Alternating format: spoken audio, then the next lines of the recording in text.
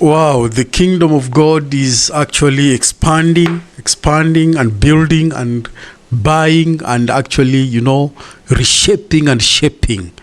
And I am actually, surprised or told that the Church of Jesus Christ of Latter-day Saints finally has bought one of the old parks that were left desolate for quite some time. But now the church has decided to ensure that that park is brought back to life, and it is actually,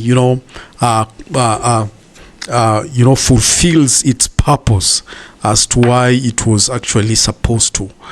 And this is something very, very great for the old camp parking lot that was left desolate. And without further ado, this is what exactly is actually happening. Okay, please welcome. The old Cam drive-in lot in Aiea finally has a new owner. A multi-million-dollar purchase by the LDS Church is bringing the property back to life. Bryce Moore has the story. Public records show the LDS Church purchased this 14-acre Aiea lot off Kamehameha Highway for $60 million in early September. The neighborhood board chair says he hopes the site of the former drive-in theater could see new life. Excitement, right? So we're really looking forward to having this place get revitalized. I mean, take a look at it now, take a look at what's happened. But for years, the lot has been an eyesore and a headache for area residents. You do have a tendency to have a lot of crime, drug use, and these kind of things that occur. Plans for a developer to turn the area into a mixed-use space fell through during the pandemic. With housing and shops, and I think there was going to be some convenience stores and these kind of things. And then COVID occurred, and the financing just dropped through the floor. Interest rates went up, and so that's why 5 years later, it still looks the same as it did back then. Now, the neighborhood board tells me that they've heard complaints about this site for years and that there's holes like this in the perimeter fencing all around the property, which attracts unwanted guests. There's other holes in the fences around this area, and so they access that property that way. We have HPD come in and they kindly remove them. It's an ongoing effort, and it just it takes a lot of vigilance and persistence to keep it clean. A church spokesman tells me he's working on getting me information about plans for the site. Councilmember Radian Cordero confirmed that she's also arranging a meeting with church officials in the near future. And while the theater and swap meet are gone, there's finally hope for a future when families use the space again. We're really excited as a community to have this happen. And hopefully with this purchase, we'll have that back again, right? We'll have families being able to move back in, being able to utilize this property for whatever purpose it might be. We'll be sure to follow up when concrete plans are made. Bryce Moore, KHON2 News, working for Hawaii. Wow. And do you see that is so beautiful? Actually, that is so beautiful.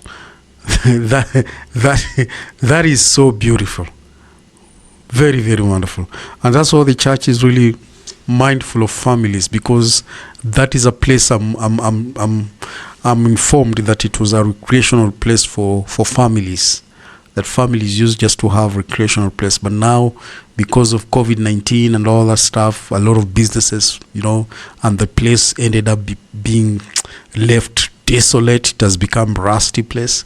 And right now the church is revitalizing that place, other than just making other activities happening which are unrighteous activities, crime and all that, because some of the criminals will take advantage of places like those ones and commit their crime.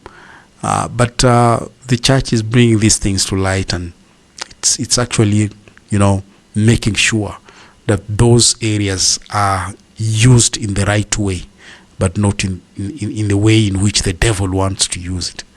That is what the kingdom of God is all about, bringing about righteousness in every place.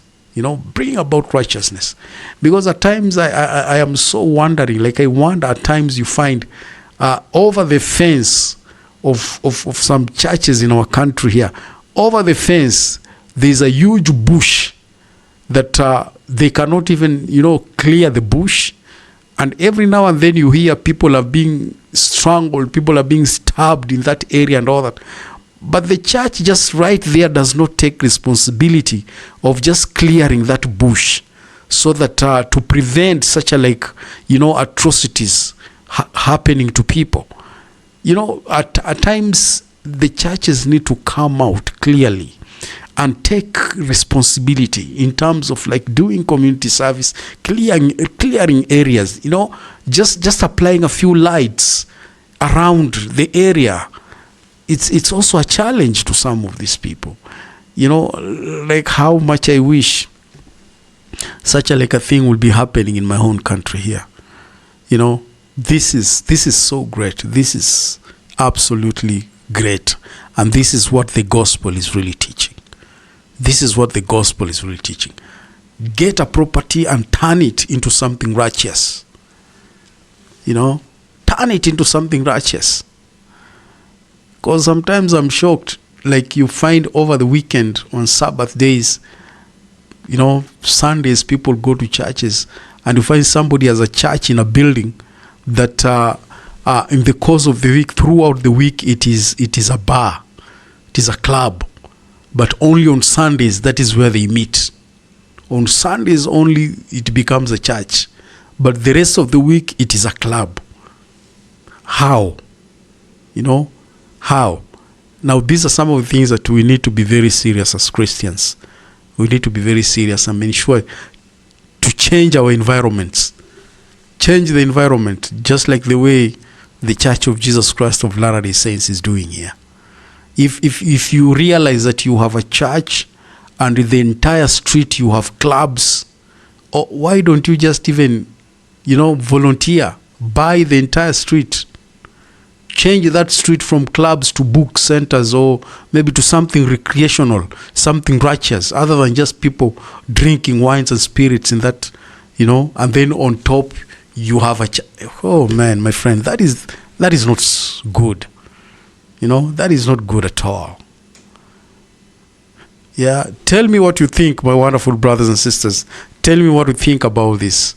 Otherwise, thank you very much. Keep on subscribing, and let's share these glad tidings. Thank you.